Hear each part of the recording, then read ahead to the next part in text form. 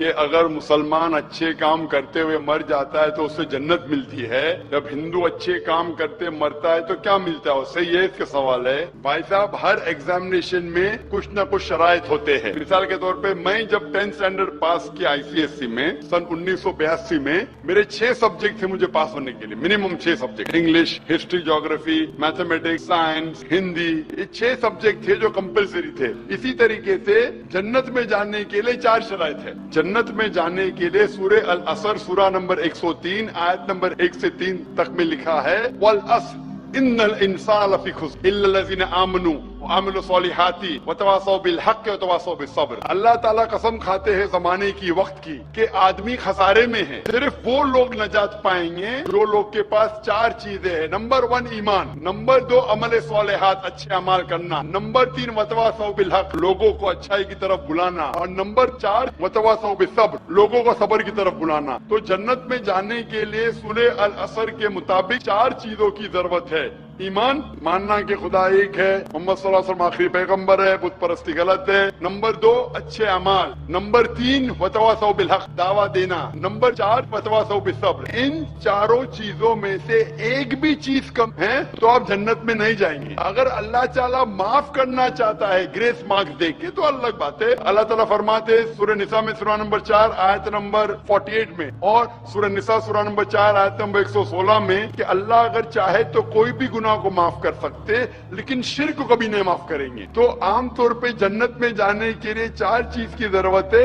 آپ کو شرک نہیں کرنا چاہیے۔ تو اگر ایک آدمی کو 4 میں سے 3 چیز میں اچھے مارکس ملے، مثال کے طور پہ میں 10th اسٹینڈرڈ کے اندر 6 سبجیکٹ میں سے 5 سبجیکٹ میں 100% ملے مجھے، اور ایک سبجیکٹ میں فیل ہو گیا ہوں، ایک سبجیکٹ میں ملتا ہے 5 آؤٹ آف 100، تو کیا میں ایگزامینیشن میں پاس ہوگا بھائی صاحب؟ نہیں سر۔ میں 10th اسٹینڈرڈ پاس ہوگا؟ نہیں۔ کیوں نہیں؟ لیکن مجھے 5 میں سے 100% ملے، نہیں، سب 6 میں پاس ہونا چاہیے۔ 5 میں سے 100 سے 100 ملے تو 6 میں بھی پاس ہونا چاہیے۔ بھلے سب 6 میں 100 میں سے 50 ملے چلیں گا، لیکن 5 میں آپ کو 100 میں سے 100 ملے، ایک میں فیل ہوئے تو 10th اسٹینڈرڈ فیل۔ اسی لیے جنت میں جانے کے لیے ایک شرط ہے کہ شرک نہیں کرنا چاہیے۔ آپ سمجھے؟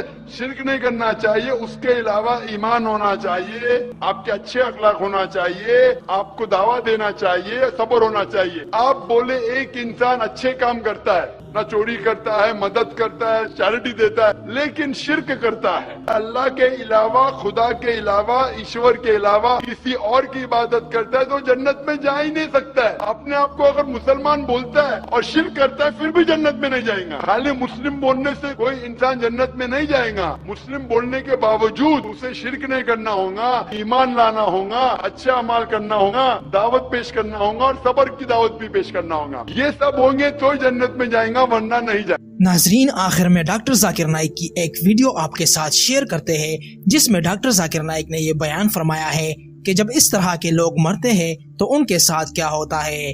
ناظرین، ویڈیو میں جانے سے پہلے آپ کو بتاتے چلے کہ ڈاکٹر ذاکر نائک ویسے تو کسی پر مہر نہیں لگاتے کہ کون جنتی ہے اور کون دوزخی، لیکن ڈاکٹر ذاکر نائک قرآن کا حوالہ دے کر کہتے ہیں کہ ہر زندہ چیز کو موت کا مزہ چکھنا ہے، اور اب کامیاب وہی لوگ ہوں گے جو کہ زندگی کے ٹیسٹ پاس کر چکے ہوتے ہیں۔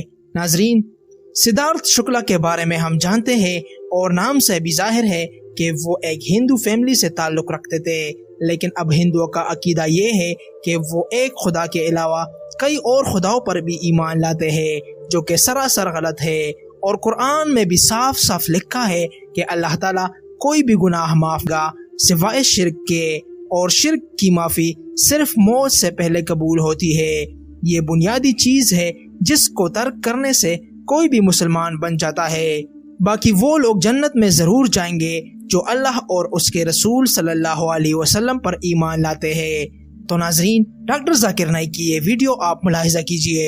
Where are the dead people and what has happened to them? As I mentioned in my earlier answers, that Allah says in Surah Mulk, chapter number 67, verse number 2, Allazi khalaqal mauta wal hayata, that Almighty God has created death and life, which of you is good indeed? So this life is the test for the hereafter. Now once a person dies, his test is over, test is finished. But the results of all the human beings, from the first human being on the face of the earth, from Adam, peace be upon him, till all of us that are living, as well as till the last human being going to live, all will be resurrected on the day of judgment. and the results will be declared together. You know how we have, for example, here we have voting. Voting takes place in North India, separate date, South India, separate date, East India, separate date. But the counting starts together and the results are declared together.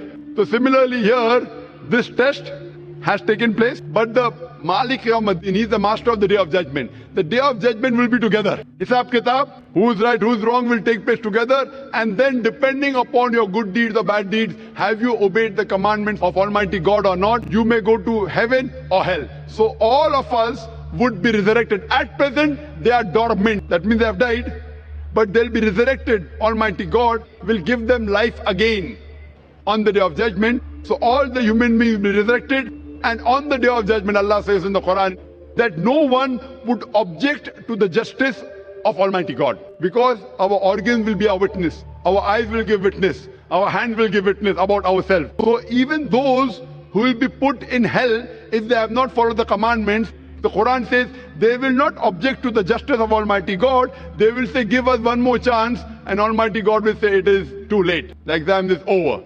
So on the Day of Judgment, all be resurrected depending upon the good deeds, bad deeds. You will pass or you will fail. You will go to heaven or hell. नाज़रीन, मौत से पहले हर कोई जज्बे में होता है. कोई कहता है कि मौत के बाद की जिंदगी नहीं होती. कोई क्या कहते हैं, कोई क्या. लेकिन अल्लाह ताला कई निशानियों से गैर मुस्लिमों को समझाता भी है कि अल्लाह कुछ भी कर सकता है. बॉलीवुड में कई दफ़ा ऐसा हुआ है जो कि नाम कमा रहे होते हैं, लेकिन उनकी ज़िंदगी का सफ़र ख़त्म हो जाता है. किसी के पास कितना भी पैसा आ जाए, वो अपनी ज़िंदगी का एक दिन नहीं बढ़ा सकता. चाहे मुसलमान हो या फिर गैर मुस्लिम, सबको एक दिन अल्लाह के सामने पेश होना पड़ेगा. और इंशाअल्लाह अल्लाह ताला तमाम मुसलमानों को जो कि थोड़ी भी अल्लाह का डर रखता हो, वो कामयाब होंगे. उम्मीद करते हैं कि डॉक्टर जाकिर नाइक के इस बयान से आप ज़रूर मुतमईन हुए होंगे. वीडियो अच्छी लगी है तो इसको लाइक करें और इसी तरह के मज़ीद ईमान अफरोज़ वीडियोस के लिए दीन स्पीचेस ज़रूर सब्सक्राइब करें. मिलते हैं अगले वीडियो में. अपना ख्याल रखिएगा. अल्लाह हाफिज़.